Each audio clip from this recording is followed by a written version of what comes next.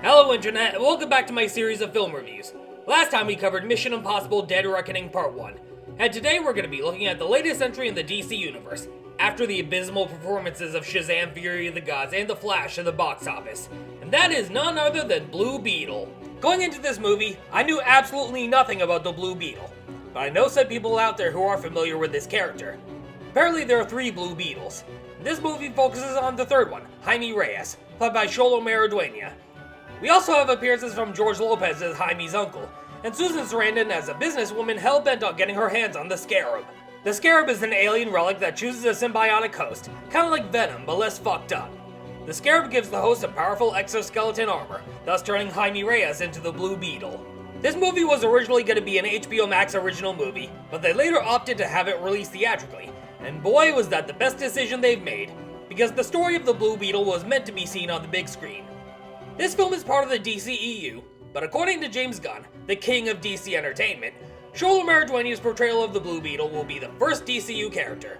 When the official start of the DCU will be Superman Legacy, a film that I will have the Hedgehog twins review. So far, the cast of Superman Legacy is stacked, like David Cornsweet as Superman, and Rachel Brosnahan as Lois Lane among a few others. I know, a guy named David playing Superman, when another guy named David is currently reviewing Blue Beetle as we speak. But enough about all the James Gunn DCU mumbo-jumbo. Let's dive right into my thoughts on Blue Beetle. Despite what Sonic and Shonik said in their review of The Flash, I did not like The Flash at all. There were several things wrong with it. The piss-poor special effects, the weak story, and Ezra Miller is a piece of shit. Blue Beetle, on the other hand, really got the bad taste of The Flash out of my mouth. Let's just put it at that. The heart and soul of this movie lies in the Reyes family, kinda like Billy Batson's bond with his foster family in Shazam. I guess you could say that Jaime Reyes and Billy Batson find themselves in similar situations when it comes to protecting their families. Except that Jaime Reyes doesn't turn into a superhero by saying Shazam, and Billy Batson doesn't have a symbiotic bond with an alien Scarab. And there's no cameos from other DC superheroes either, unlike with Wonder Woman's cameo in both Shazam! Fury of the Gods and The Flash. But that's okay. This movie was meant to be a standalone feature, not connected to the rest of the existing DCEU, or what's left of it before James Gunn's DCU launches. George Lopez stole the show as Uncle Rudy, and he had many funny moments. Plus, he's very supportive of Jaime during his responsibilities of being the new Blue Beetle. And they actually make direct references to the first 2 Blue Beetles, Dan Garrett and Ted Kord. In fact, Susan Sarandon plays Ted Kord's sister Victoria, the main antagonist of the movie. And he has a daughter too, who is Jaime's love interest. I feel that the romance was forced and wasn't explored as much as it should have been. I'm giving Blue Beetle a 7 out of 10. Xolo Maridueña was great as Jaime Reyes, and I can't wait to see what kind of role he plays in James Gunn's DCU after Superman Legacy.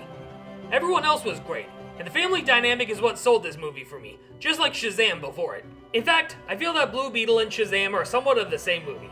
Young man gets tangled up in a superhero role that he didn't ask to be a part of.